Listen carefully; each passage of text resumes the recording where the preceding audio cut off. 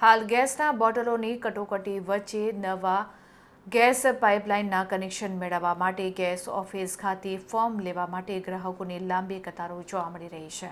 America અને Israel Iran વચ્ચે ચાલી રહેલા યુદ્ધને લઈને વિશ્વ યુદ્ધના ભણકારા વાગી રહ્યા છે। ત્યારે ભારત ઉપર એલપીજી ગેસ માટે તોડાઈ રહેલા સંકટને લઈને સરકાર દ્વારા એક જાહેરનામું બહાર પાડવામાં આવ્યું છે। ત્યારે આ ગેસ કનેક્શનને લઈને ગેસ ધારકો દ્વારા ગેસ કનેક્શનના ફોર્મ ભરવા માટે દાંડિયા બજાર ખાતે આવેલી ગેસ ઓફિસમાં લાંબી લાઈનો જોવા મળી રહી છે।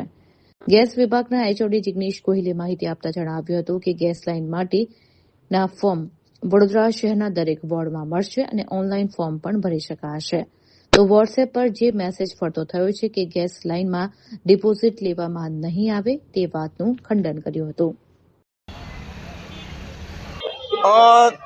જે આપ જોઈ રહ્યા છો કે હાલની પરિસ્થિતિ પ્રમાણે જે તમામ લોકોમાં પેનિક ક્રિએટ થઈ અને અહીંયા નવા એલપીજી પીએનજી કનેક્શન માટેની જે લાઈન લાગી છે। મારી દરેક જનતાને અપીલ છે કે માત્ર ને માત્ર એવું નથી કે દાંડિયા બજાર ગેસ ઓફિસમાં જ આપ નવા કનેક્શન માટે એપ્લાય કરી શકો છો, પરંતુ આપ તમામ વોર્ડ ઓફિસમાં પણ આ બાબતે નવા કનેક્શન માટે એપ્લાય કરી શકો છો અને ઓનલાઈન પણ આપ એપ્લાય કરી શકો છો। આપણે ગેસ ઓફિસની કાં તો કોઈ પણ કોર્પોરેશનની ઓફિસમાં પણ આપણે જવાની જરૂર નથી।